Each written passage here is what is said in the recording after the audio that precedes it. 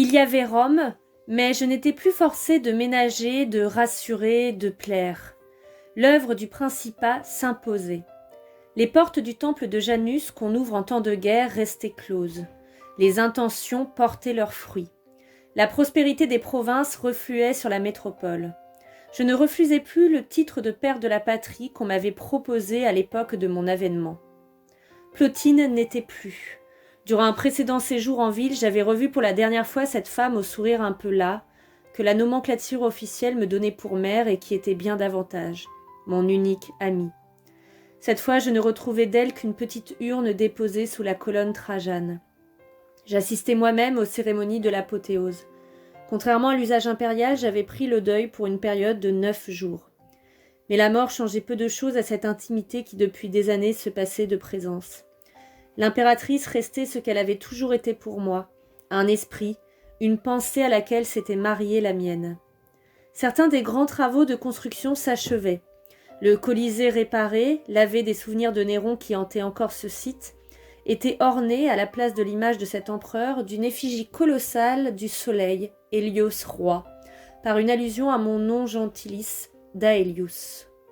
On mettait la dernière main au temple de Vénus et de Rome, construit lui aussi sur l'emplacement de la scandaleuse maison d'or, où Néron avait déployé sans goût un luxe mal acquis. Roma, Amor, la divinité de la ville éternelle s'identifiait pour la première fois avec la mère de l'amour, inspiratrice de toute joie.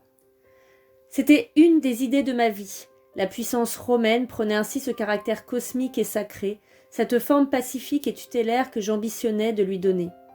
Il m'arrivait parfois d'assimiler l'impératrice morte à cette Vénus sage, conseillère divine. De plus en plus, toutes les déités m'apparaissaient mystérieusement fondues en un tout, émanations infiniment variées, manifestations égales d'une même force. Leur contradiction n'était qu'un mode de leur accord. La construction d'un temple à tous les dieux, d'un panthéon, s'était imposée à moi. J'en avais choisi l'emplacement sur les débris d'anciens bains publics offerts au peuple romain par Agrippa, le gendre d'Auguste. Rien ne restait du vieil édifice qu'un portique et que la plaque de marbre d'une dédicace au peuple de Rome. Celle-ci fut soigneusement replacée telle quelle au fronton du nouveau temple. Il m'importait peu que mon nom figurât sur ce monument qui était ma pensée. Il me plaisait au contraire qu'une inscription vieille de plus d'un siècle l'associât au début de l'Empire, au règne apaisé d'Auguste. Même là où j'innovais, j'aimais à me sentir avant tout un continuateur. Par-delà Trajan et Nerva, devenus officiellement mon père et mon aïeul, je me rattachais même à ces 12 Césars si maltraités par Suétone. La lucidité de Tibère, moins sa dureté, l'érudition de Claude, moins sa faiblesse, le goût des arts de Néron, mais dépouillé de toute vanité sotte, la bonté de Titus, moins sa fadeur, l'économie de Vespasien sans sa lésinerie ridicule, formaient autant d'exemples que je me proposais à moi-même. Ces princes avaient joué leur rôle dans les affaires humaines. C'était à moi qu'il incombait désormais de choisir entre leurs actes ceux qu'il importait de continuer, de consolider les meilleurs, de corriger les pires, jusqu'au jour où d'autres hommes, plus ou moins qualifiés mais également responsables, se chargeraient d'en faire autant des miens. La dédicace du temple de Vénus et de Rome fut une espèce de triomphe accompagné de courses de chars, de spectacles publics, de distribution d'épices et de parfums. Les 24 éléphants qui avaient amené à pied d'œuvre ces énormes blocs, diminuant d'autant le travail forcé des esclaves, prirent place dans le cortège, monolithe vivant. La date choisie pour cette fête était le jour anniversaire de la naissance de Rome, le 8e jour qui suit les ides d'avril de l'an 882 après la fondation de la ville. Le printemps romain n'avait jamais été plus doux, plus violent, ni plus bleu. Le même jour, avec une solennité plus grave et comme assourdie, une cérémonie dédicatoire eut lieu à l'intérieur du Panthéon. J'avais corrigé moi-même les plans trop timides de l'architecte Apollodore. Utilisant les arts de la Grèce comme une simple ornementation, à un luxe ajouté, j'étais remonté pour la structure même de l'édifice au temps primitif et fabuleux de Rome, au temple rond de l'Étrurie antique.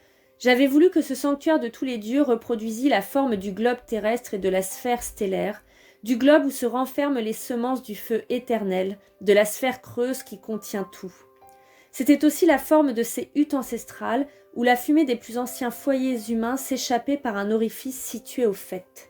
La coupole, construite d'une lave dure et légère qui semblait participer encore au mouvement ascendant des flammes, communiquait avec le ciel par un grand trou alternativement noir et bleu. Ce temple ouvert et secret était conçu comme un cadran solaire. Les heures tourneraient en rond sur ces caissons soigneusement polis par des artisans grecs. Le disque du jour y resterait suspendu comme un bouclier d'or. La pluie formerait sur le pavement une flaque pure. La prière s'échapperait comme une fumée vers ce vide où nous mettons les dieux. Cette fête fut pour moi une de ces heures où tout converge.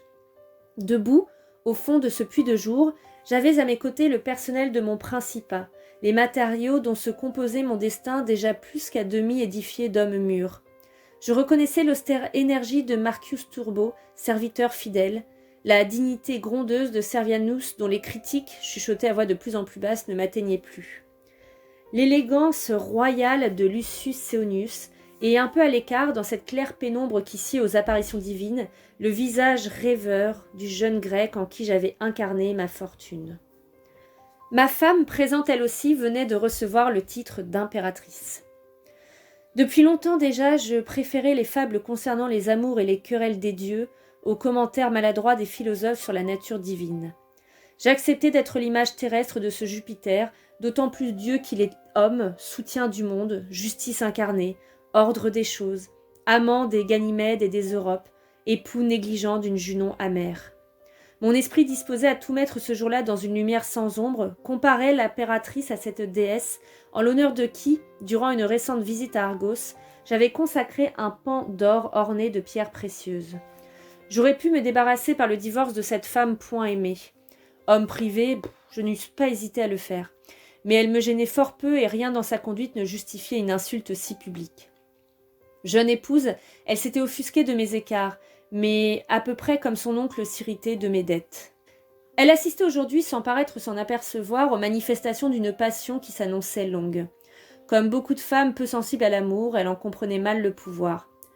Cette ignorance excluait à la fois l'indulgence et la jalousie. Elle ne s'inquiétait que si ses titres ou sa sécurité se trouvaient menacés, ce qui n'était pas le cas.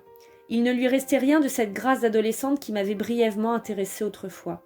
Cet Espagnol prématurément vieilli était grave et dur. Je savais gré à sa froideur de n'avoir pas pris d'amant. Il me plaisait qu'elle supportait avec dignité ces voiles de matrone qui étaient presque des voiles de veuve. J'aimais assez qu'un profil d'impératrice figurât sur les monnaies romaines, avec au revers une inscription, tantôt à la pudeur, tantôt à la tranquillité. Il m'arrivait de penser à ce mariage fictif qui, le soir des fêtes d'Éleusis, a lieu entre la grande prêtresse et l'hiérophante. Mariage qui n'est pas une union, ni même un contact, mais qui est un rite et sacré comme tel. La nuit qui suivit ces célébrations, du haut d'une terrasse, je regardais brûler Rome. Ces feux de joie valaient bien les incendies allumés par Néron. Ils étaient presque aussi terribles.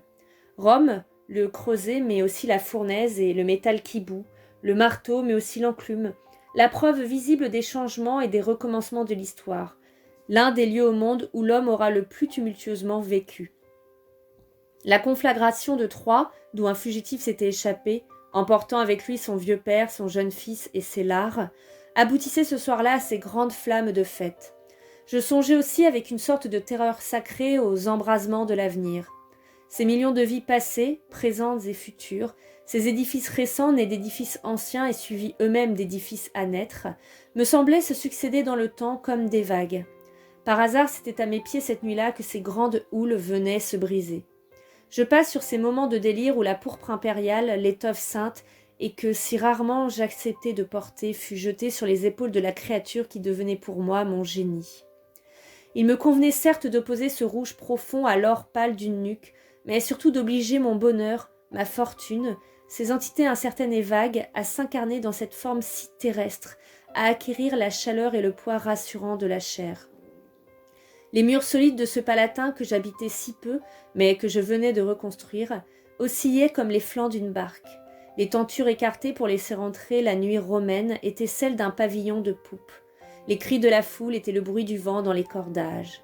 L'énorme écueil aperçu au loin dans l'ombre, les assises gigantesques de mon tombeau qu'on commençait à ce moment d'élever sur les bords du Tibre, ne m'inspiraient ni terreur, ni regret, ni vaine méditation sur la brièveté de la vie.